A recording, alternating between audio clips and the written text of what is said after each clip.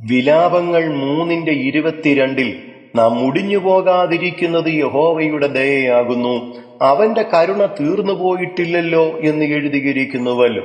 ദൈവത്തിന് എന്നോട് കരുണ തോന്നുന്നില്ലല്ലോ എന്ന് ചിന്തിച്ച് സങ്കടപ്പെടുന്ന ക്രിസ്തുയേശുവിൽ വാത്സല്യ സഹോദരങ്ങളെ, സകലവും നഷ്ടപ്പെട്ടതിനാൽ ദൈവത്തിന്റെ അനുഗ്രഹത്തിലേക്ക് ഇനിയും മടങ്ങി വരുവാൻ കഴിയുകയില്ലെന്ന് കരുതിയ ഇസ്രായേൽ ജനം യെഹെസ്കേൽ 37:11 ഞങ്ങളുടെ അസ്ഥികൾ ഉണങ്ങി, ഞങ്ങളുടെ പ്രത്യാശയ്ക്ക് ഭംഗം വന്നു, ഞങ്ങൾ തീരെ മുടിഞ്ഞിരിക്കുന്നു എന്ന് പറഞ്ഞപ്പോൾ തുടർന്നുള്ള വാക്യങ്ങളിൽ, എന്റെ ജനമേ, ഞാൻ നിങ്ങളുടെ ശവക്കുഴി തുറന്ന് നിങ്ങളെ ശവക്കുഴിയിൽ നിന്ന് കയറ്റുമ്പോൾ ഞാൻ യഹോവ എന്ന് നിങ്ങൾ അറിയും. നിങ്ങൾ ജീവിക്കേണ്ടതിന് ഞാൻ എന്റെ ആത്മാവിനെ നിങ്ങളിൽ ആക്കും, ഞാൻ നിങ്ങളെ സ്വദേശത്ത് പാർപ്പിക്കും എന്നിങ്ങനെ അവരോട് യഹോവയായ കർത്താവ് അരുളി ചെയ്തതുപോലെ ദൈവത്തിന്റെ മക്കളും അവകാശികളുമായി തീർന്ന നിങ്ങളോടും യഹോവ അരുളി ചെയ്യുന്നു.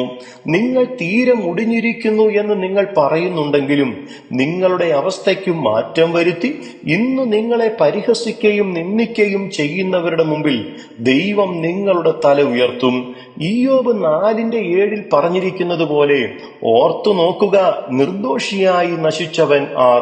നേരുള്ളവർ എവിടെ മുടിഞ്ഞുപോയിട്ടുള്ളൂ?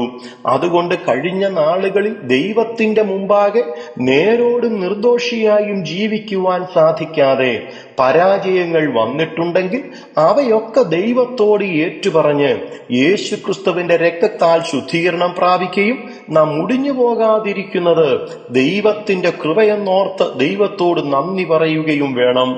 മലാക്കി 3:6 യഹോവയായ ഞാൻ മാറാത്തവൻ, അതുകൊണ്ട് നിങ്ങൾ മുടിഞ്ഞു പോകാതിരിക്കുന്നു എന്ന് പറഞ്ഞിരിക്കുന്നത് പോലെ കഴിഞ്ഞ നാളുകളിൽ ദൈവം നിങ്ങൾക്ക് തന്നിട്ടുള്ള വാഗ്ദത്തങ്ങൾ നിങ്ങൾ മറന്നാലും ദൈവം അത് മറക്കാതെ നിങ്ങൾക്ക് അത് നിവർത്തിച്ചു തരും.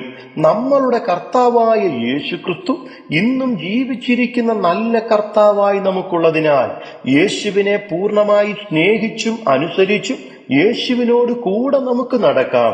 കർത്താവ് അതിന് കൃപ ചെയ്തു തരുമാറാകട്ടെ. God bless you.